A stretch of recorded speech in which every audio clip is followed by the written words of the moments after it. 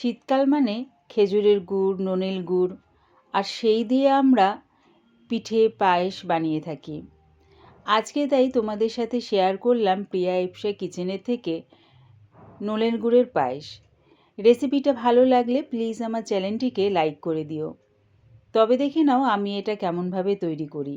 নলেন গুড়ের পায়েস করার জন্যে প্রথমে আমি দুধটাকে গরম করে নেব। তাই গ্যাসটাকে হাই ফ্লেমে রেখে কড়ার মধ্যে 1 লিটার দুধ দিয়ে দিলাম। দুধটা গরম হতে হতে পায়েসটা করার জন্য আমি এখানে 50 গ্রাম গোবিন্দভোগ চাল নিয়েছি। চালটাকে আমি একবার ধুয়ে নিচ্ছি। 2-3 বার যদি ধোয়া হয় তাহলে গোবিন্দভোগ চালের নিজস্ব গন্ধটা কিন্তু চলে যায়। তাই একবার ধুয়ে আমি এর মধ্যে দিয়ে দিলাম 1 চামচের মতন ঘি। ঘিটা দিয়ে ভালো করে চালের সাথে মাখিয়ে রেখে দিলাম। এদিকে দেখো দুধটাও কিন্তু ফুটতে শুরু করেছে।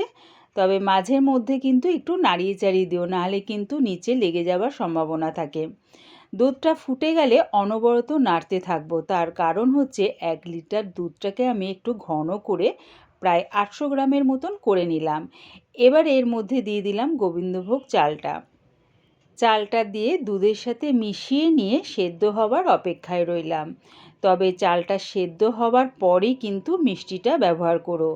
তোমরা যে যেরকম দিয়ে পায়েসটা রান্না করবে, কেউ চিনি দিয়ে করো, কেউ পাটালি গুড় দিয়ে করো, বা কেউ আমার মতন নলেন গুড় দিয়ে করো।